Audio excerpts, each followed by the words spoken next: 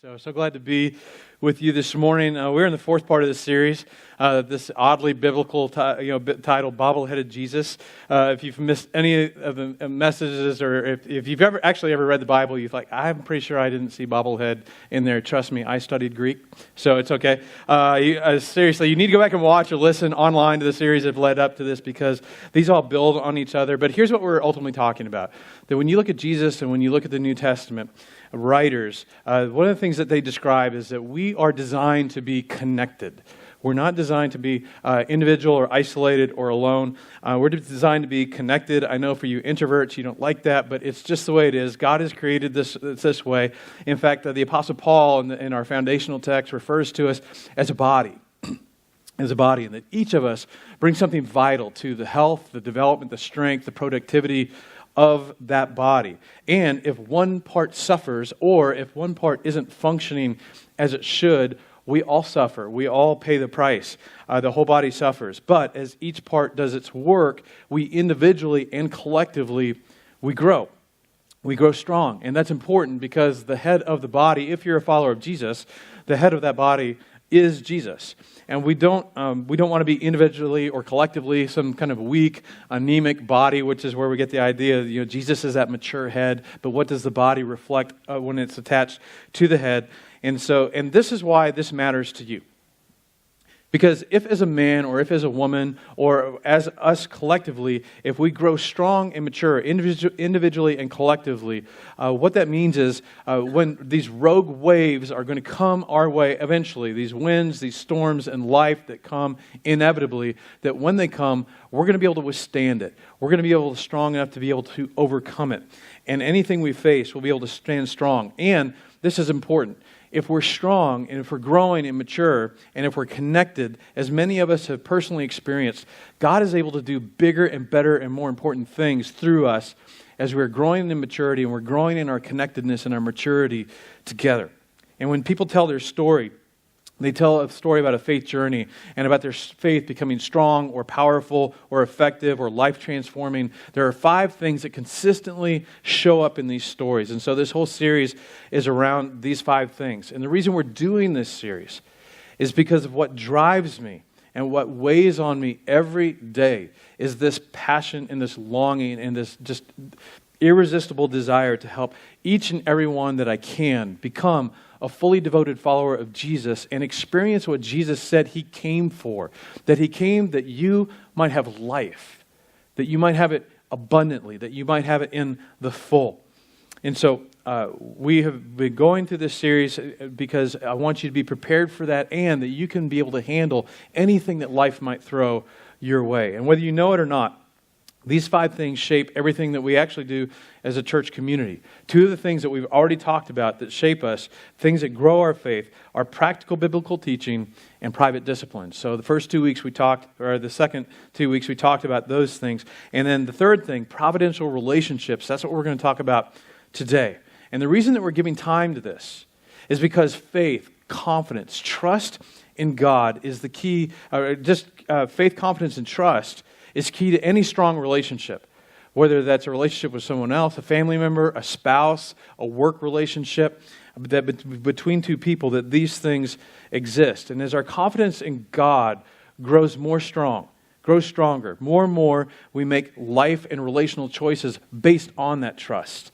And as we make those choices, those decisions impact and influence every other aspect of our relationship with other people, in our career, with the people in our neighborhood, the people we come in contact with, and just in our own individual life. So God wants you and I to grow big, hairy, audacious faith.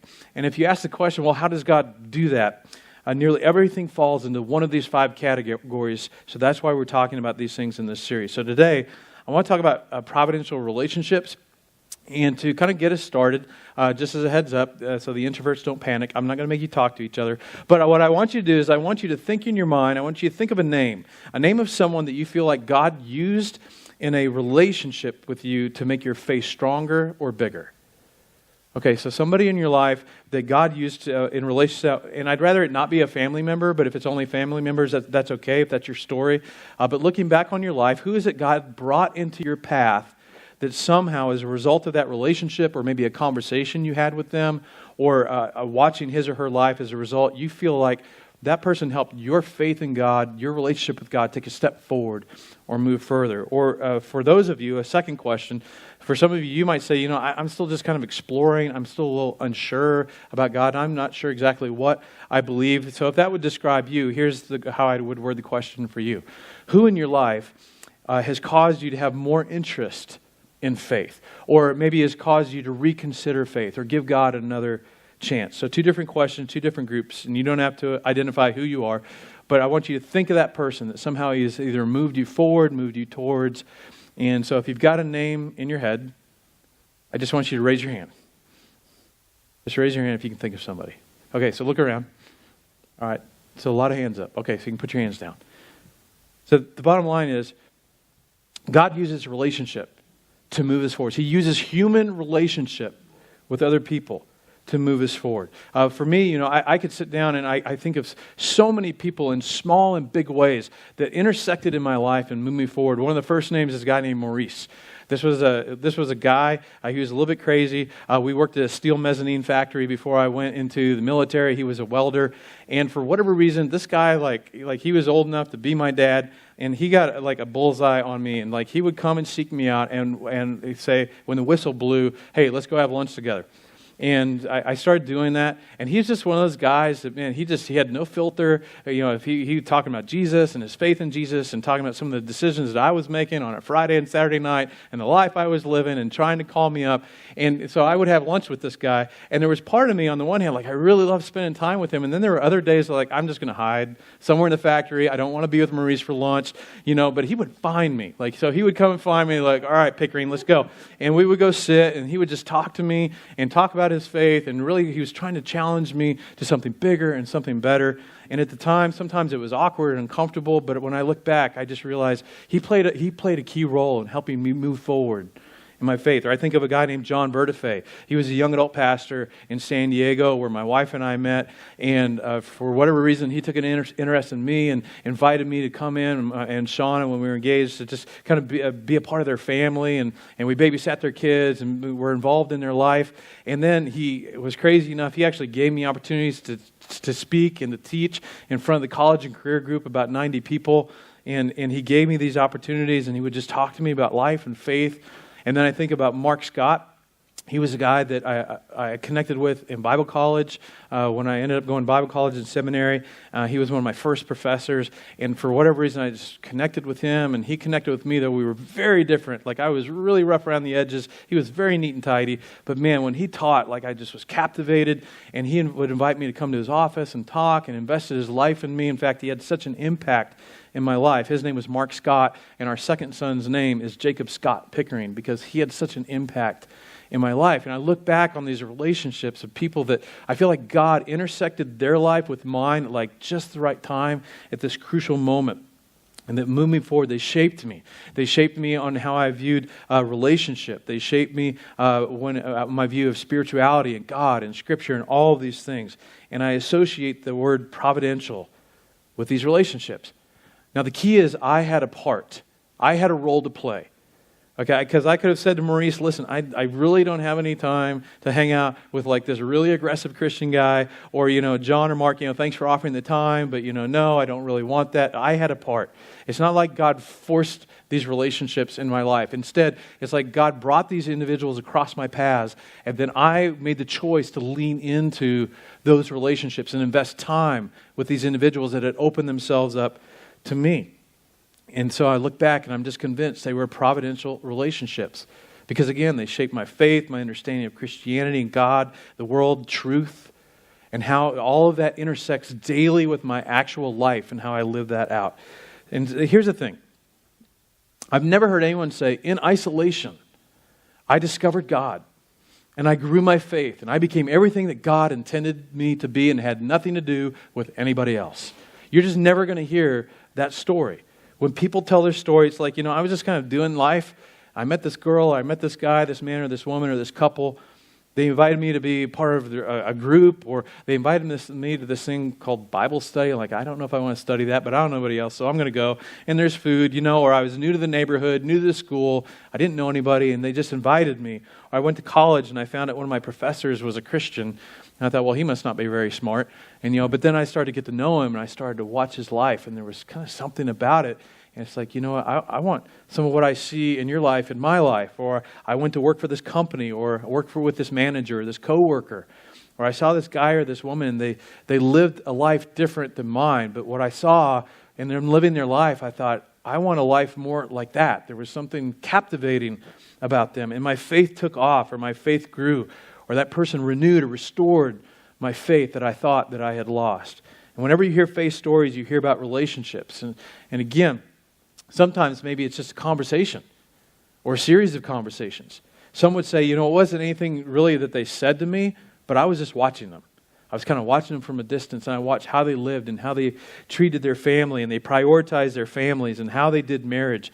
I saw them walk away from deals. I watched them walk away from job offers because of the impact that it would have on their family. And I saw them live out this completely different set of values that weren't in my life. And so consequently, something happened to my faith.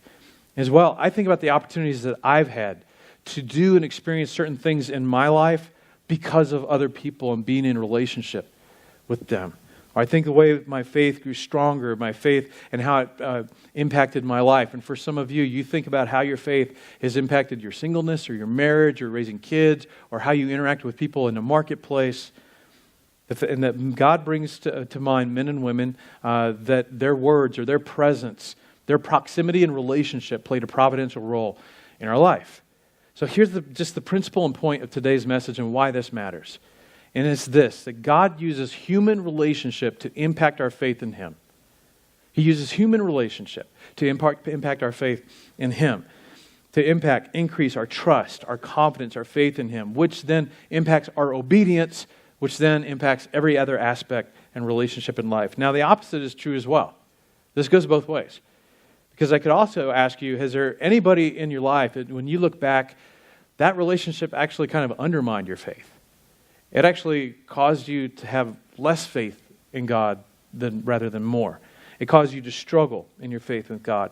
Are when you look back, maybe there was somebody you feel like for a season they kind of took the legs out from under your faith because of something they did or something they said. You found yourself further from God.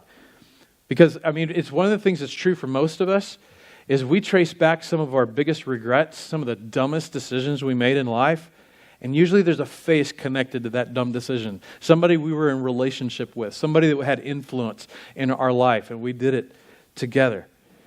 And that maybe for some of you, it's like you think back, and man, there's a phone call I wish I'd never returned. A text message I never would have returned. I should have swiped left. I was an invitation I should have said no to. It was a business opportunity. I wish I had walked away from it. Our greatest regrets generally trace back to relationships. In fact, for some of us, some of the habits that we have the hardest time breaking were introduced to us by somebody that we were connected to in relationship with. And so we just recognize there's this thing. And why does this happen? Because relationships are powerful things, either for good or for bad.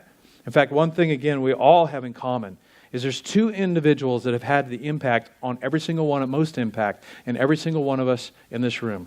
And it's those who have hurt us deeply and those who have loved us profoundly. That is something that we all share in common.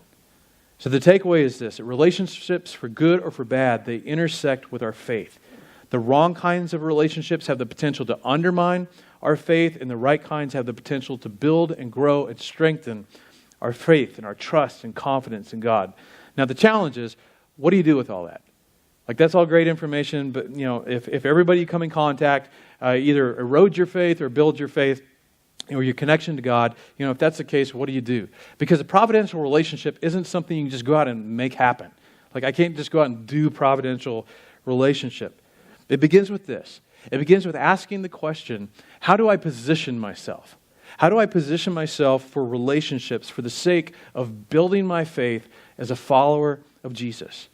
Because if you don't, you're missing out on one of the primary ways that God wants to impact your life and build your faith and strengthen it.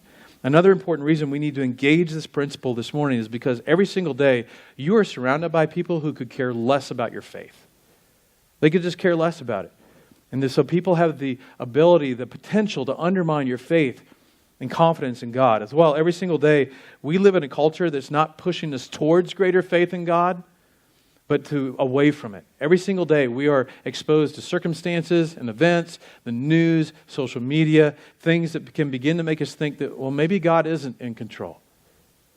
Maybe I can't really trust God. Maybe I can't wake up every morning and believe that God and have confidence that God is with me. So our nature and our culture will cause us to drift away from confidence and faith in God. So if that's the case, leveraging this point relationally, leveraging relationship to build greater confidence, greater relationship is crucial. We don't want to miss this opportunity.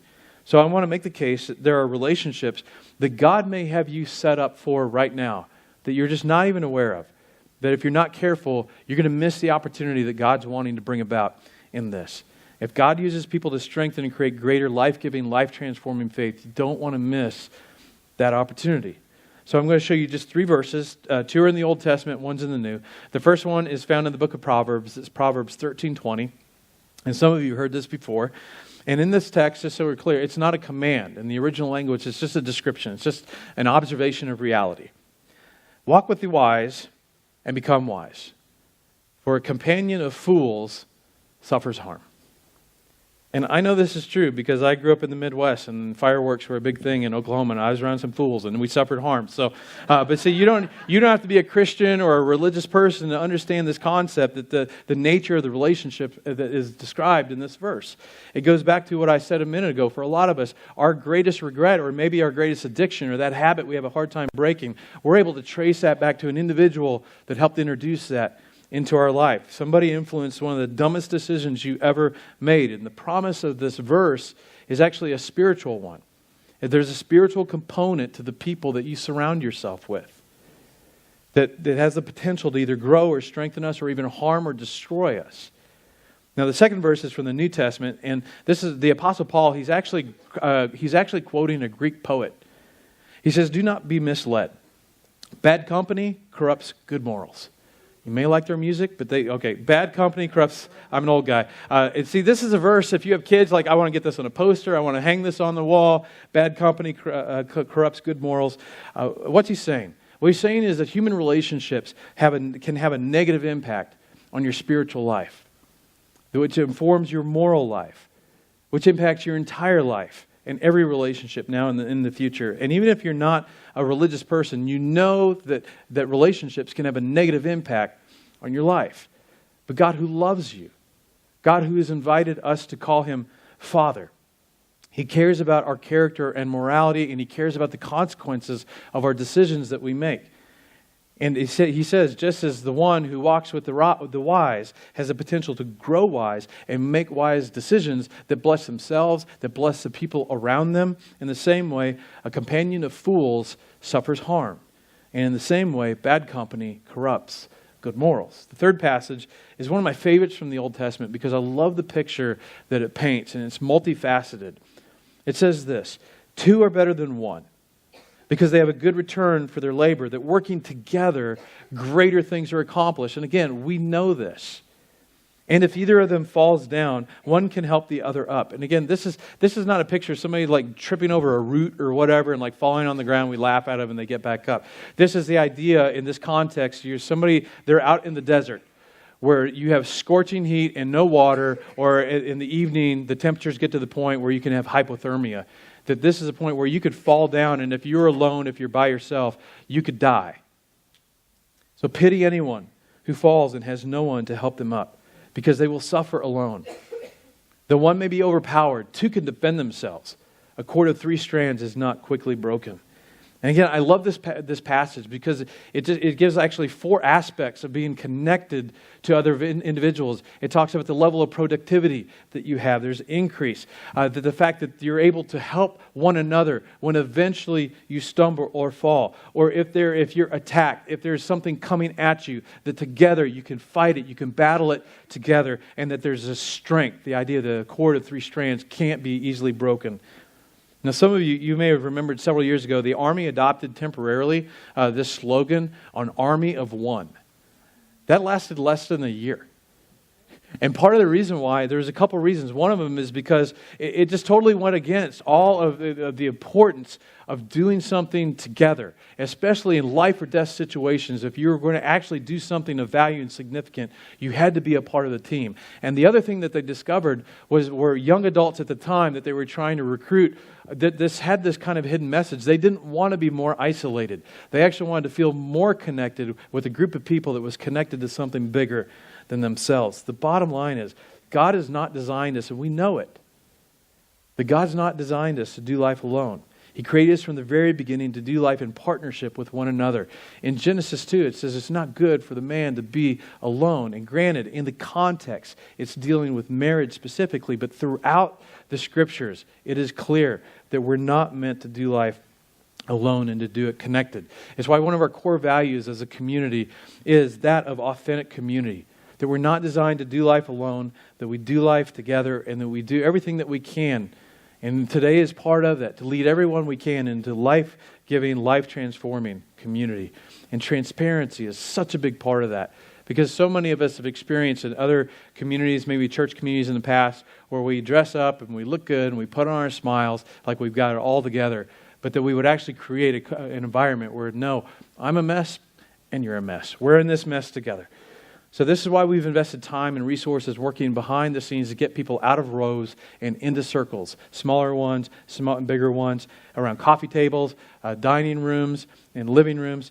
Again, not because we think we can make providential relationships happen, because we can't. But what we can do is create the potential for a providential relationship. I just want so much to connect you to a smaller group so that you've got a chance, the potential to have kind of these God meetings that God may have in store for you. One of those God relationships that you look back 6 months or a year from now and go, wow, I didn't really want to do this. And I had a busy schedule, but I stepped in and I met him or I met her, and then I heard their story and I realized we've got kind of this connection with each other, and their life impacted my life. And I'm thinking about life in completely different terms. And that happens because you choose to be intentional about putting yourself in environments where God may provide these providential connections. And the part that you can play is being intentional about positioning yourself for these relationships to happen. Because I can promise you this, and this is very important. If you wait until you feel you need it, it will be too late. If you wait to get connected in the community, wait for that moment where you really need to not be isolated, it will be too late. You need to get connected now. As the writer in Ecclesiastes says, two are better than one, and I will reword his words just a little bit. Not if, when. When either of them falls down, the other can help them up. But pity anyone when they fall, and they will, and has no one to help them up. The one may be overpowered because the battle, something's going to eventually come. Two can defend themselves. And a cord of 3 strands will not be quickly broken. It's not about a church program. It's about getting into relationships. Relationships that God may potentially use in an extraordinary, unexpected way that you can't plan on. God uses human relationships to grow our faith in Him and to make us stronger. And without them, without these connections and these relationships, we're more vulnerable. It's just that simple. It's why the wildebeest on the outskirts gets eaten. He's away from the group, right? Away from the herd. So, and I'd like to take a moment this is going to be maybe a little bit weird for those of you right here, but I want to take a moment just to address those that watch us online, because we actually have a lot of people that they just watch online. And we love the ability to connect with individuals and individuals like you online. And we know that we have room to grow in what we're offering online. But I just want to say that if there's no physical limitation to you joining us in community, I just want to ask you to take the step forward. That maybe between now and Christmas, or between now and Thanksgiving, and just for the next few weeks, that you would come and join and be physically in the room here in community. Because physical isolation from community just simply makes us isolated, and it makes it so that we cannot grow in the way that God wants us to grow. It's just that simple. And so in a few weeks, a few weeks ago, I actually was visiting with a single mom. She'd been here many months ago, and then hadn't seen her. And then she was here just a few weeks ago, and we had a great conversation after church that it both excited me for her and at the same time kind of broke my heart, because I know that she's not alone. Because she shared with me how she actually watches online every week, and there's actually been many mornings that she's gotten ready and gotten her daughter ready and gotten to the front door, put her hand on the handle, and chicken out. And end up just staying home and deciding to just watch online. And she told me the reason why is because she struggles to believe that with the messiness of her past and the messiness of her present, that she could actually belong and be a part of this community.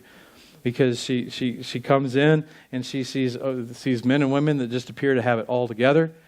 And before me, individuals, your hair's combed, you smell nice, you look good and all that. And I told her, I said, these folks, they look all neat and tidy, but they're a mess. They're a mess. I'm the biggest mess of all of them. We're a mess together. And so it doesn't matter. And what I told her, what I tell anyone is it doesn't matter what your past or your present is. What we care about is your future. It's why we say things like that this is a community where you can belong before you believe, because we try to reflect Jesus, who just kept going around telling people, come follow me, follow me, and you will change. And that is what we were trying to do. And that's why I often say things like that.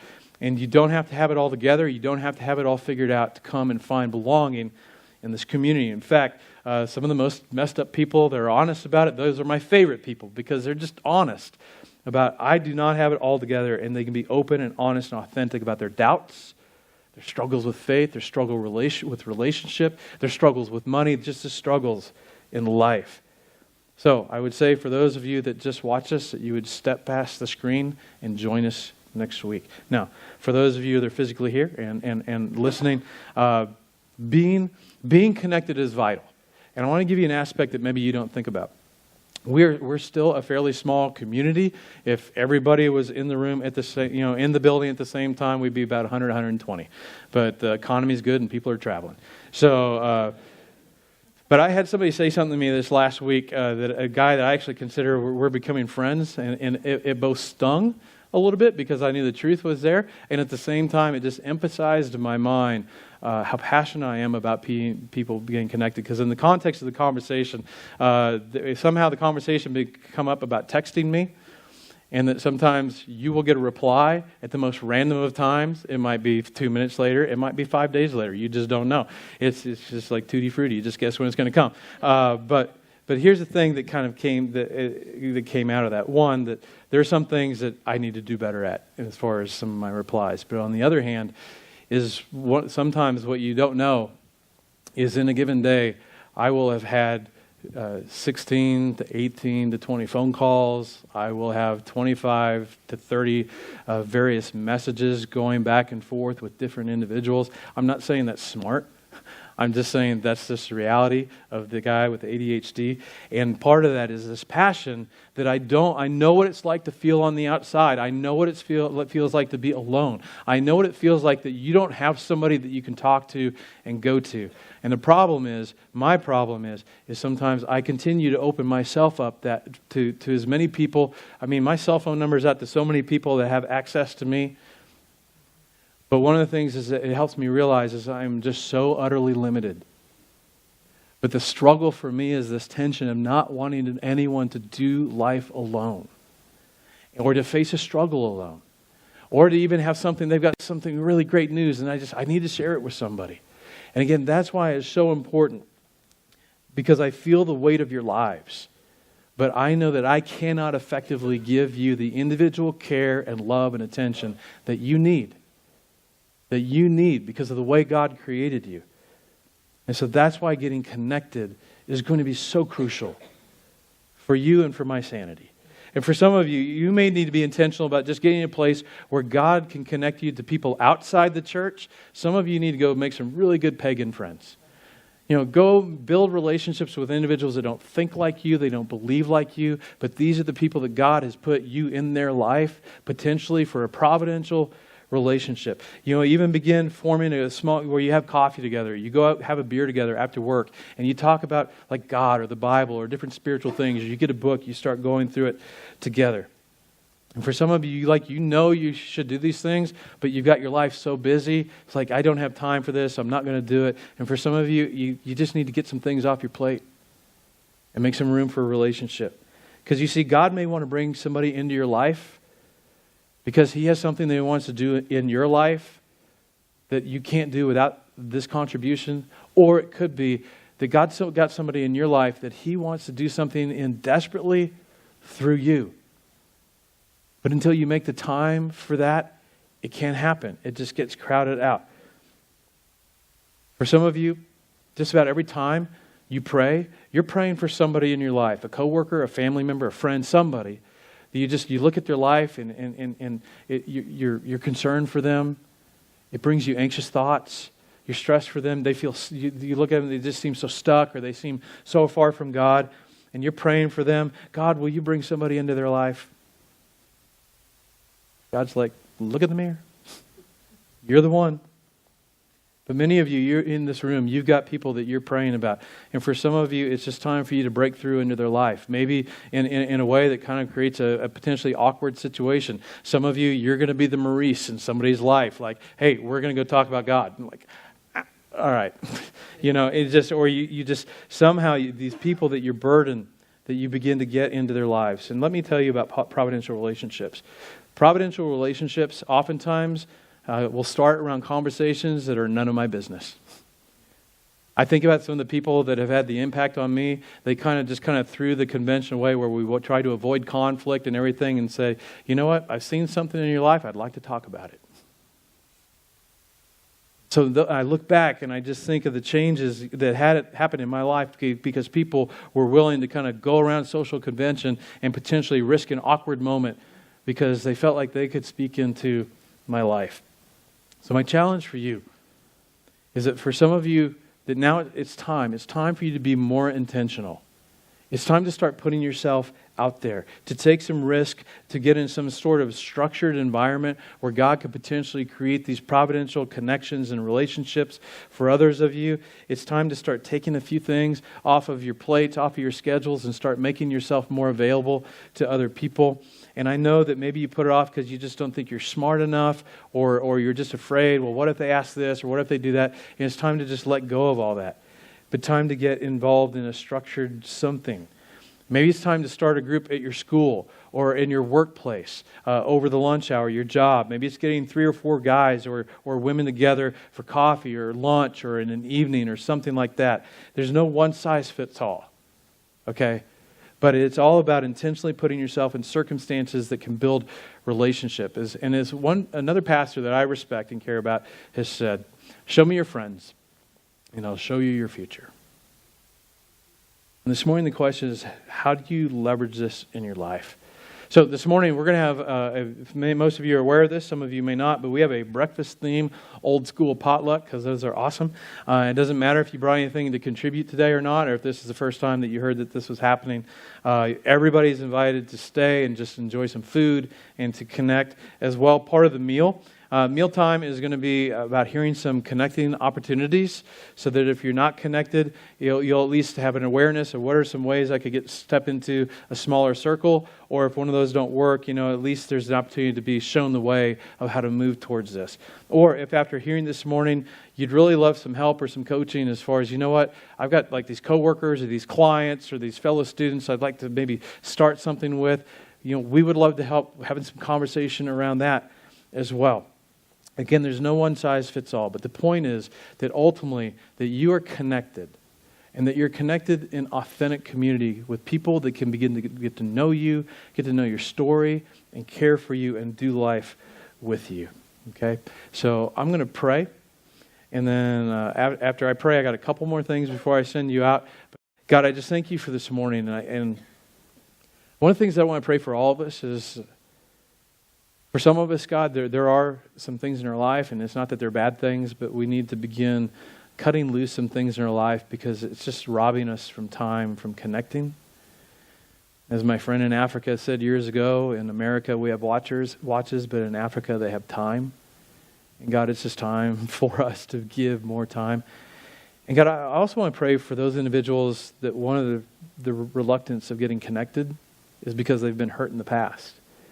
they opened themselves up, or they entrusted secrets or just their lives or their heart to others, only to have that betrayed. And so, Father, I pray for you to bring healing in that complexity, and at the same time, give this renewed openness to try again and to allow others in.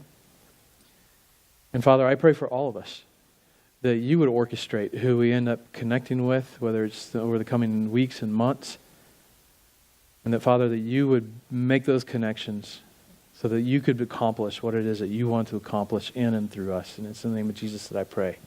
Amen.